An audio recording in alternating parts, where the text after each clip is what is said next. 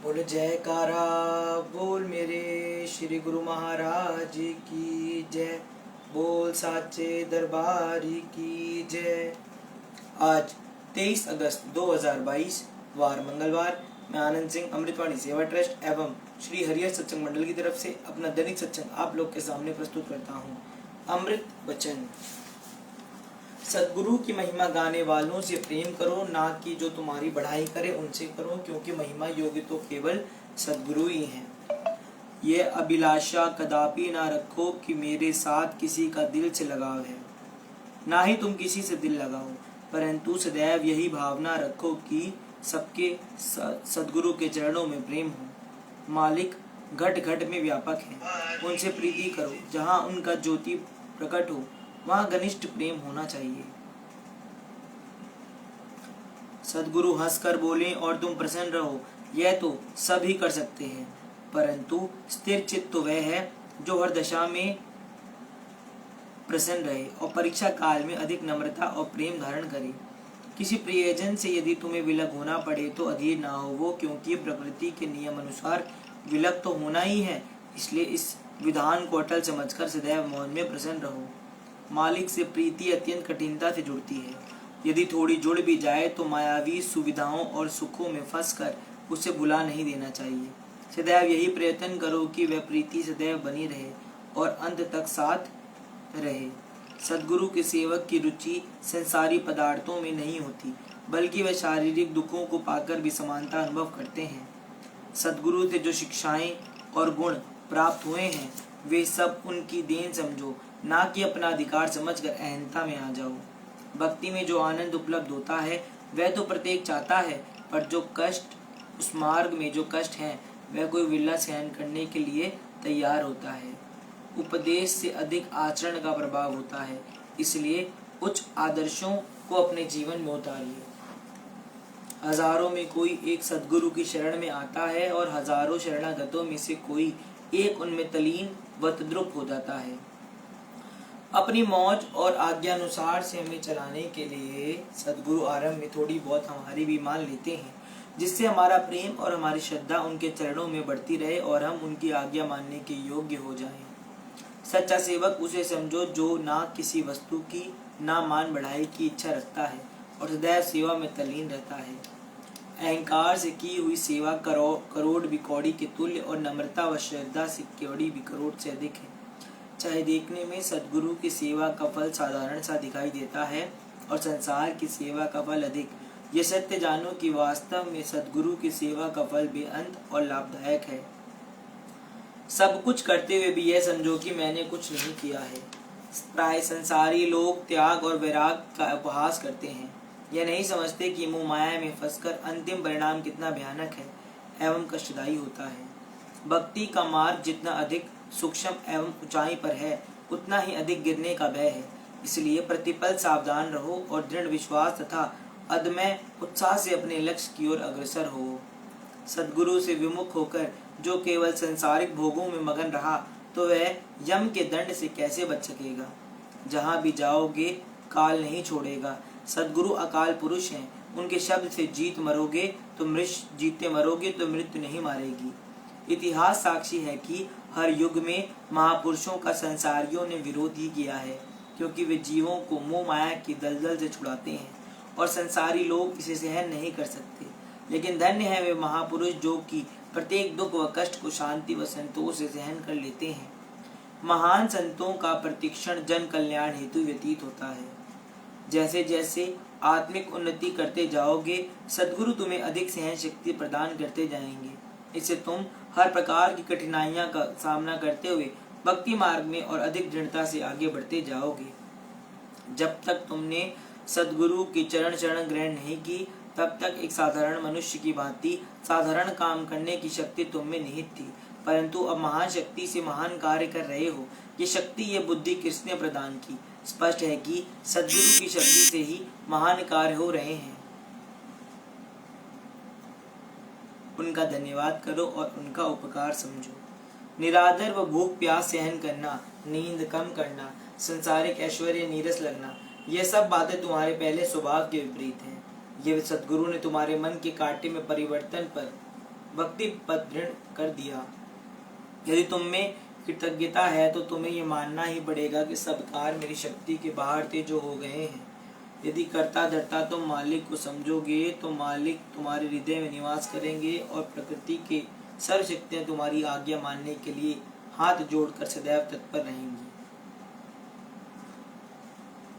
यदि सद्गुरु वचन का विश्वास रूपी शस्त्र तुम्हारे साथ है तो मन तुम्हारा कुछ नहीं बिगाड़ सकेगा। अपराध का प्रायश्चित यही है, पुनः उसे ना करना। यदि तुम सच्चे मन से अपने गुनाहों के लिए क्षमा याचना करोगे तो सद्गुरु तुम्हें शीघ्र ही माफ कर देंगे। वह तो परम दयालु हैं। दुखों को समूल नष्ट करना चाहते हो तो उन्हें संतोष पूर्वक सहन किए जाओ। आंख, कान और मुख बंद करके अंत ध्यान लगाओ तो आंतरिक शक्ति प्रस्फुटित हो जाएगी। इससे मालिक के दर्शन कर सकोगे, उनकी आवाज सुन सकोगे और उनसे बातचीत भी कर सकोगे। संभल जाओ, मन रूपी शत्रु को मित्र समझकर उससे एक रूप ना हो जाओ। यदि सच्चे मित्र सद्गुरु की सम्मति प्रिय नहीं लगती तो धोखा खाओगे। मायावी वस्तुओं की प्रीत हृदय से निकालोगे तो मालिक का निवास होगा। जब मालिक निवास कर लेंगे तो संसारिक वस्तुएं तुम्हारे पीछे फिरेंगी। भक्ति मार्ग की सुनी सुनाई व्याख्या तो बहुत करते हैं, परंतु हाथ पकड़कर तो केवल सद्गुरु ही चलाते हैं। सब धार्मिक पुस्तकों पर अमल तो सद्गुरु ही कराते हैं, अन्य तो केवल पढ़ाते हैं। पर उपदेश कुशल बहु तेरे, दूसरों को उपदेश करना तो बहुत आसान है, किंतु यदि उन पर स्वयं का आचरण नहीं तो उसका कोई प्रभाव नहीं होगा। हे सद्गुरु, कृपा करके वह कान दो जिनसे आपकी महिमा सुन सकूं, और वह नेत्र दो जिनसे सदैव मनोहर दर्शन कर सकूं। सद्गुरु के वचन से पूरा पूरा लाभ श्रद्धालु या प्रेमी ग्रहण कर सकते हैं, ना कि संसारी अश्रद्धालु या चतुर कर सकते हैं। देवी देवताओं की पूजा से संसारी पदार्थ प्राप्त होते हैं, तो भी उन लोग उनकी कितनी पूजा करते हैं, परंतु सद्गुरु जो नित्य स्थायी भक्ति एवं सच्चा सुख प्रदान करते हैं, उनके पुजारी बहुत कम होते हैं। यह कुदरती बात है कि लालों के ग्राहक बहुत कम और कौड़ियों के अधिक होते हैं। उदर पूर्ति के लिए कई कई वर्ष बाहर लगा आते हैं, परंतु आत्मिक उन्नति के लिए कुछ कोसों पर और कुछ दिनों के लिए जाना बेकठिन लगता है। ये मन, जरा सोच कि झूठी माया और नश्वर काया के लिए लोग कितना कष्ट उठाते हैं और फिर भी उन्हें सुख का मुंह देखना नसीब नहीं होता। यदि तूने सत्य के लिए थोड़ा सा कष्ट सहन कर लिया तो कौन सी बड़ी बात है। इसके बदले तुझे आत्मिक आनंद कितना मिला है, उसकी तुलना ही नहीं की जा सकती। जितनी शीघ्रता से लोग काल की ओर जा रहे हैं, यदि उतनी शीघ्रता से दयाल की ओर रुख करें तो निश्चय ही काल चक्र से छूट जाएंगे। बोलो जयकारा बोल मेरे श्री गुरु महाराज की जय। बोल साचे दरबार की जय। सत्संग सर्वव्यापक शक्ति। ये पहले ही कहा जा चुका है कि जो मंत्र, स्तोत्र या श्लोक, पाठ आदि को लोग जपते हैं, वे मालिक की स्तुति में गाए जाने वाले केवल उसकी सिफाती नाम हैं। इन्हें मालिक का सच्चा नाम नहीं कहा जाता। किसी व्यक्ति को जब उसके नाम से याद किया जाता है तो उसके पीछे कोई उद्देश्य अवश्य होता है। जिस उद्देश्य से उसे याद किया जाता है वह उसे ऊंचे ऊंचे स्वर में केवल बुलाते रहने से तो पूरा नहीं हो जाता। उसे व्यक्तिगत रूप से मिलने पर ही उसका निर्धारित और निश्चित उद्देश्य पूरा होता है। ठीक इसी तरह मालिक के असंख्य नामों में से एक अथवा अनेकों नामों के उच्चारण मात्र से उस तक नहीं पहुंचा जा सकता। वास्तविक नाम को बताते हुए श्री संत कबीर साहब जी कहते हैं, कबीर आदि साखी ये कोटि ग्रंथ करी जान, नाम सत जग झूठ है सूरत सबद पहचान। परम संत श्री कबीर साहब जी कथन करते हैं कि आधे दोहे में ही मैं तुम्हें धर्म ग्रंथों का सार संक्षेप बताता हूँ। संपूर्ण जगत और इसके पदार्थ नाशवान है और केवल सच्चा नाम ही शाश्वत है। सच्चा नाम वही है जो भीतर सूरती में मिला हुआ है। इस विषय पर अधिक विस्तार इस विषय के अगले पृष्ठों में किया गया है। धर्म ग्रंथ अधिकांशतः चिकित्सा के नुस्खे के समान है। यदि उसमें बताई औषधियां को खरीदा ही ना जाए और प्रयोग ना लाया जाए तो जिस रोग के लिए औषधियां बताई गई हैं वह रोग ठीक नहीं होगा, चाहे वह नुस्खा शहर के किसी प्रसिद्ध चिकित्सक को लिखा हुआ क्यों ना हो। मान लो यदि एक आदमी अमेरिका में एक कंपनी में नौकरी करना चाहता है तो उसे वहां स्थान, वातावरण और मार्ग आदि का ज्ञान तथा इस प्रकार की अन्य जानकारी सहायक होगी। परंतु इस जानकारी और ज्ञान के आधार पर क्या वह ये दावा कर सकता है कि घर बैठे ही उसने अमेरिका देख लिया? नहीं, यह असंभव नहीं। अपने उद्देश्य की प्राप्ति के लिए उसे अमेरिका की यात्रा करनी होगी और यात्रा की कठिनाइयों को सहना होगा। उसे अपने मालिक के सामने नौकरी करनी होगी। उसे वहाँ की जलवायु और वातावरण का भी अभ्यस्त होना पड़ेगा। इन सब औपचारिकताओं को पूरा किए बिना वे अपने उद्देश्य में सफल नहीं हो सकता। कुनीन के बारे में सभी जानते हैं कि ये मलेरिया की अत्यंत प्रभावकारी औषधि है, परंतु क्या कड़ी सर्दी से ठिठुरता हुआ और अत्यधिक ज्वर से पीड़ित रोगी को कष्ट केवल दवाई का बार बार नाम लेने से ही कम हो जाएगा? मलेरिया की अत्यधिक गुणकारी दवा तो यह तभी है जब इसका उपयोग किया जाएगा। बार बार नाम लेने मात्र से ना तो उसके कड़वे स्वाद का अनुभव होगा और ना ही रोग तथा उससे उत्पन्न कष्ट ही दूर हो सकेंगे। इसी तरह प्रत्येक बुद्धिमान व्यक्ति जानता है कि ईश्वर सर्वशक्तिशाली और सर्वव्यापक है।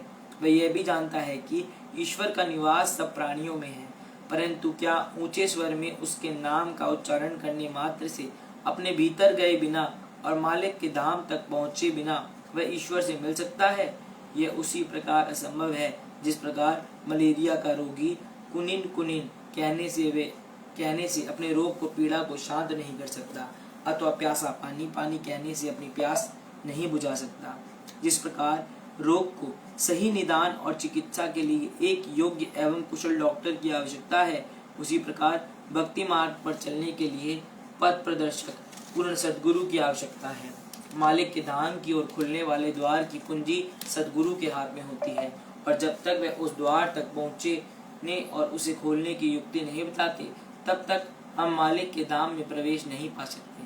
पुनः श्री कबीर साहिब के वचनों में लिखा है, बिन देखे बिन दरस परस के नाम लिए क्या होए, धन के कहत धनी जो होए तो निर्धन रहे न कोई। श्री कबीर साहिब जी शांत और सुखमय जीवन की महत्ता को बताते हुए कहते हैं कि यदि धन तथा और धन इस तरह बार बार कहने मात्र से मनुष्य धनी हो जाता तो संसार में कोई भी निर्धन न रहता। जैसे यह संभव नहीं है, वैसे ही मुख से बार बार मालिक का नाम लेने मात्र से हम मालिक तक नहीं पहुंच सकते। अपनी मंजिल तक पहुंचने के लिए मनुष्य को उस स्थान के बीच की दूरी को तय करना ही पड़ेगा। मंजिल के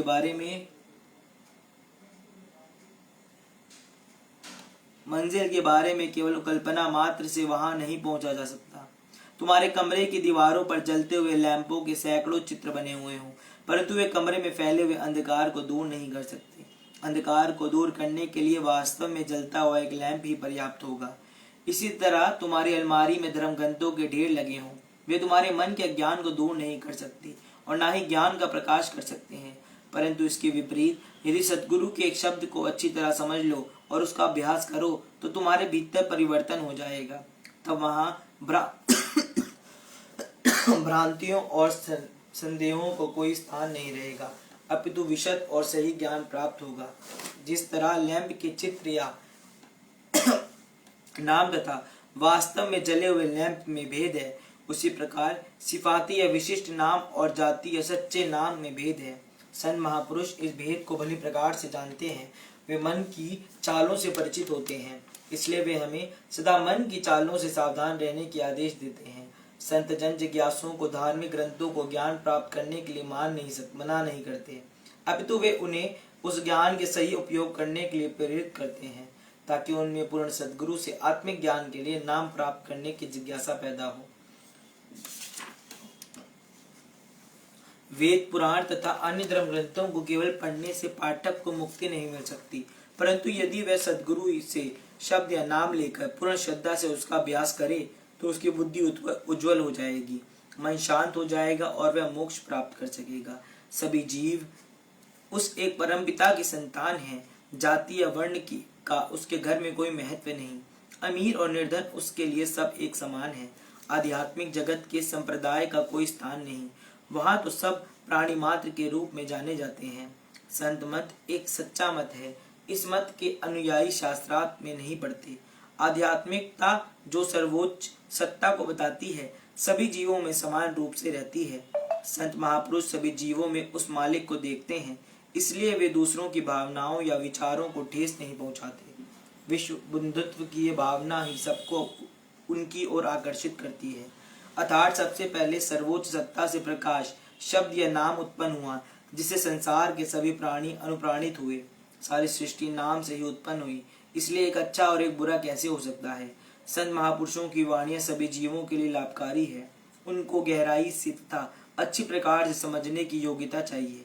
नाम अथवा सर्वव्यापक शक्ति की सत्ता पर उन्होंने पर्याप्त प्रकाश डाला है, परंतु कितने अफसोस की बात है कि हम उनकी वाणियों को बड़ी श्रद्धा पूर्वक पढ़ लेते हैं, लेकिन जो उनमें लिखा होता है उस पर अमल नहीं करते। एक बार एक धनी पुरुष व्यापार के लिए कश्मीर गया। वहां वह हिमालय की कड़ी सर्दी से बचाव के लिए अपने साथ गर्म कपड़े ले जाना भूल गया। तुरंत ही उसने अपने पुत्र को गर्म कपड़े भेजने के लिए पत्र लिखा। पुत्र अपने पिता का पुत्र पाकर खुशी से फूला न समाया। उसने वह पत्र घर में सबको बार बार पढ़कर सुनाया, उसे चूमा आदर प्रेम से उनके मस्तक से लगाया, परंतु पत्र में जो निर्देश दिया था उसे पूरा नहीं किया। उधर कश्मीर में वह वृद्ध पिता बेचारा कड़ी सर्दी से पीड़ित हो रहा था और बड़ी उत्सुकता से घर के गर्म कपड़े आने की प्रतीक्षा कर रहा था। उसने एक पत्र और लिखा तथा फिर तार भेजी, परंतु उनके साथ भी पुत्र ने वैसा ही किया। पुत्र प्रत्येक पत्र को बड़े आदर स्नेह से पढ़ लेता और उसे अपने पास रख लेता, परंतु उसने गर्म कपड़े नहीं भेजे। क्या तुम सोचते हो कि पिता अपने पुत्र से प्रसन्न हुआ होगा, जिसने अपने पिता के पत्रों का सम्मान नहीं किया परंतु उसकी आज्ञा का पालन नहीं किया? नहीं, वह पुत्र तो अपने पिता की नाराजगी का कारण ही बनेगा। हम भी बिल्कुल इसी तरह ही चल रहे हैं। धर्म ग्रंथों को बड़ी श्रद्धा और प्रेम से पढ़ लेते हैं, परंतु उनकी शिक्षाओं का पालन नहीं करते। ऐसा कोई ग्रंथ या शस्त्र ना होगा जो हमें किसी महापुरुष के पास जाकर सूरज शब्द योग सीखने का उपदेश ना देता हो।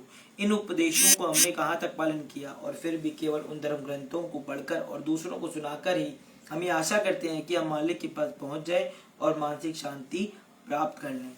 बोलो जयकारा, बोल मेरे श्री गुरु महाराज की जय, बोल साचे दरबार की जय। आज हम अपना दैनिक सत्संग यहीं पर समाप्त करते हैं। राम राम, जय सच्चिदानंद, सत श्री अकाल।